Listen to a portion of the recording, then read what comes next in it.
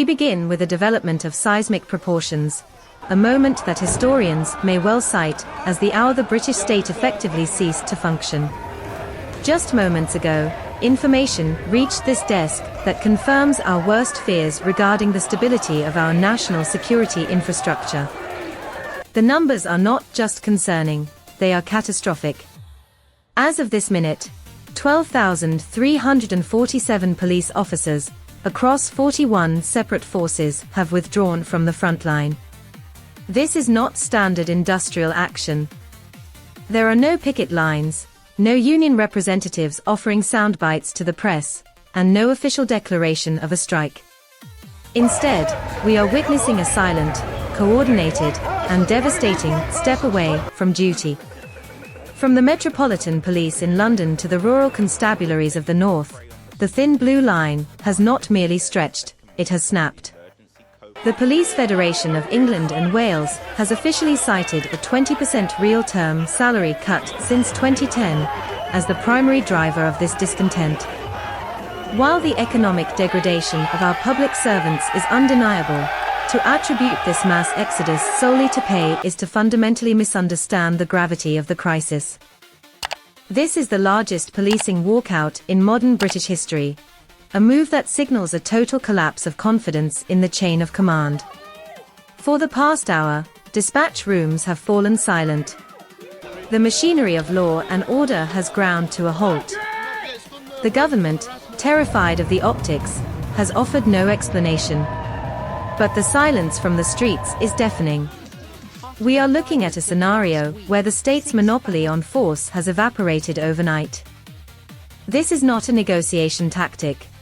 It is a vote of no confidence in the very government these officers swore an oath to serve. Whitehall is scrambling, but the reality is stark. For the first time in living memory, the British public is largely unprotected. The question is no longer if the system will break, but what happens now that the Guardians have left the gate. The breakdown is here, and as we will reveal, the reasons for this mutiny go far deeper than a paycheck.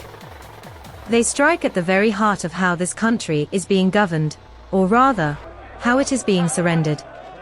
If the silence from the police stations is unnerving, the panic radiating from Westminster is positively terrifying. We can now reveal why the government has been unable to explain this unprecedented collapse. It is not because they lack the data. It is because the data is an indictment of their own surrender. Internal briefings leaked to this desk paint a picture of a Home Office in a state of ideological paralysis. Whistleblowers from 3 separate forces have corroborated the same explosive narrative. Officers are effectively being ordered to absorb migrant-linked violence rather than confront it. The directive is as clear as it is chilling: protect the political optics of the government's immigration policy, even at the cost of public safety and officer welfare. The statistics we have obtained are nothing short of jaw-dropping. In the last 6 weeks alone, there have been 297 violent incidents directly linked to asylum route gangs.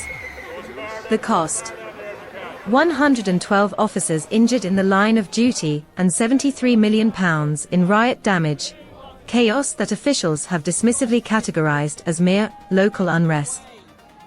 But the officers on the ground know the truth. They call it a national breakdown. Most damning is the allegation that Downing Street has pressured commanders to withhold aggressive arrest tactics against migrant offenders to avoid inflaming community tensions. In plain English, Sir Keir Starmer's government is asking the police to act as human shields for failed policy. The results are visible in every major city. In Brixton, Bradford, and Leicester, officers report being forced to withdraw from entire streets as sitting targets for radicalized clusters and rival groups operating in packs. While farmers are banned from protesting and motorists are fined for minor infractions, violent offenders linked to the asylum system are, in the words of one sergeant, tiptoed around. This is the spark that ignited the mutiny. It wasn't the violence itself. British bobbies have never shied away from a fight. It was the betrayal. An internal note circulated just days before the walkout warned that public opinion must be protected from disproportionate immigration narratives. For the 12,000 officers who walked away today, the message was clear: you are no longer here to enforce the law, you are here to hide the government's shame. And they have finally refused to pay the price.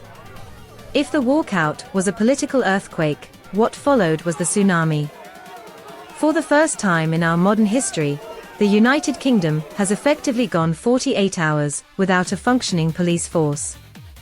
There was no emergency broadcast, no Cobra meeting announcement, just a silent, chilling collapse felt simultaneously in every corner of the realm. The defining moment came at 7:14 a.m., when emergency dispatch centres in Manchester, Birmingham, and East London all logged the same terrifying status code: no units available. Not delayed. Not reassigned. Gone. By mid-morning, the United Kingdom was running on blind luck, and as we have seen, luck runs out fast.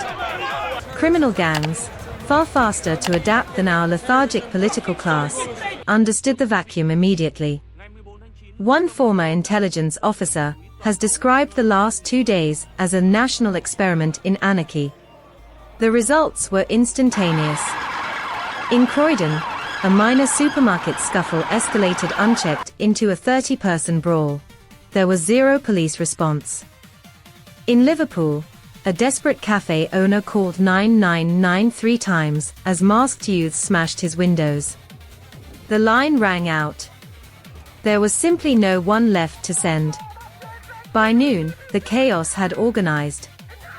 London saw 13 coordinated looting mobs strip high street stores, while 5 illegal encampments were erected on private land with total impunity.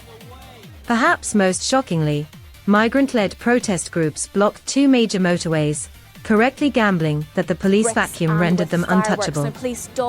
For 48 hours, Britain's streets were not ruled by the law of the land, but by the law of momentum. The human cost of this surrender is heartbreaking. In Leicester, a housing block that typically reports 3 break-ins a month logged 12 in a single afternoon.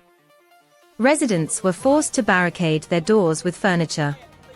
We have received a harrowing account from a mother who kept her child in the bathtub for hours, because it felt safer than the living room.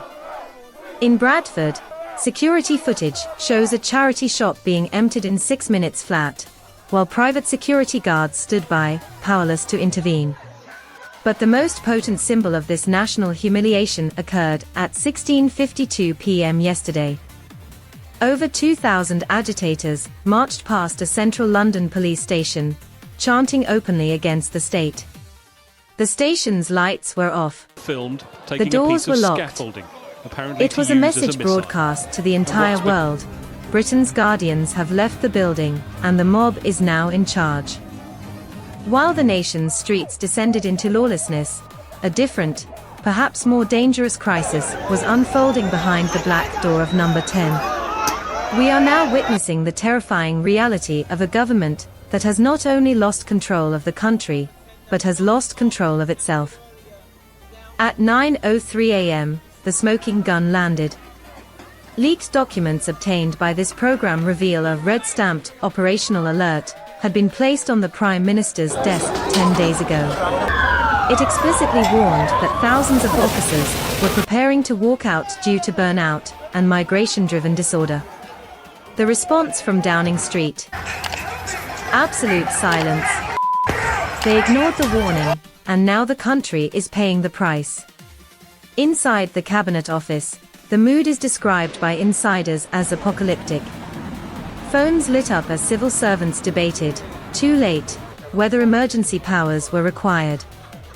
But the most explosive revelation concerns Sir Keir Starmer himself. A leaked Home Office communique bluntly stated that the Prime Minister must not appear, because he does not look strong enough for this. This confirms what Westminster insiders have whispered for weeks. The Prime Minister's health is no longer a private matter. It is a national security liability. During the most significant policing crisis in modern history, Starmer has been entirely unseen. A policing conference appearance was cancelled. A critical counter-terror briefing was postponed indefinitely. Even cabinet ministers were reportedly asking, "Where is he?" The result is a total leadership vacuum that has triggered vicious infighting across Whitehall. The Home Office blames Treasury cuts. The Treasury blames Starmer's manifesto promises. Labour MPs blame incendiary narratives for alienating the police.